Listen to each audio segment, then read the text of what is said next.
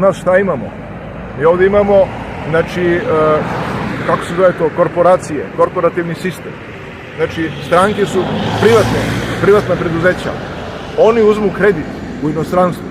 Taj davalac kredita, pošto ovdje nemaju para, znači od davalac kredita njemu kaže može kredit, ali da mi daš recimo, kao što već da ne opisujem, deo teritorije, najbolja preduzeća, šta ja znam, najlepše lokacije, i on se tako njima oduže. Za uzvrat šta on radi? On je ovdje apsolutist.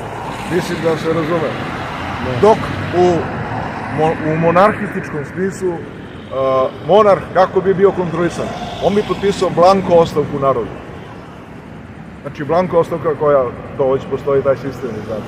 Tako da tu vrlo je jednostavno da se izvede, ali šta je problem? Problem je što narod više nikome ne veruje.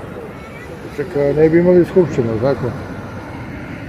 Pazite, ustavna parlamentarna monarhija podrazumeva ustavno, ali sve bi to bilo prilagođeno već viđenom monarhističkom sistemu koji je efikasan. Samo da navedem paralelu. U srednjem veku, pošto se ja bavim istorijom, engleska monarhija, koja sada znate i sami preko ovog njihovog Commonwealtha kontroliše oko 2 milijarde ljudi u svetu, tako?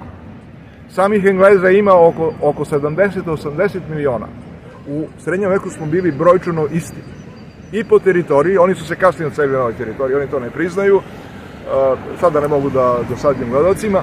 Znači, Srbija je onda kada propašću Nemanjićkog carstva, kada je car Lazar ubijen, i to evo ubiven, to sada moram ekskluzivno da bi vaša emisija imala neku draž. Znači, cara Lazara nisu ubili Bajazitovi vojnici, već su ga ubile potvorice domaće, izdajnici. To se i u Kosovskom boju vidi. Znači, kada je on stradao, Srpsko carstvo je stradalo i mi smo od tada pali u ropstvo. Vlast koja se formirala kasnije je namesnička, bilo vidljivo golim okom, bilo kroz neke, da kažemo, mikroskopske okularne uređaje. Uglavnom, znamo da od propasti cara Lazara na ovamo Srbije je konstantno u nekom ropstvu. Bilo da ima, kažemo, namesnike, poput, da ne kažemo, da ne bismo nekog povredili, tako da imam još jednu misao koju sam želeo da vam kažem. Mi bismo doneli jedan ustav sličan, jedan zakon o izboru predsjedništva Srbije, slično kao u Americi, da ne može biti u tom carskom savetu niko ko nema dedin grob u Srbiji. Da li se vi slažete sa mnom? Ovo ima logike.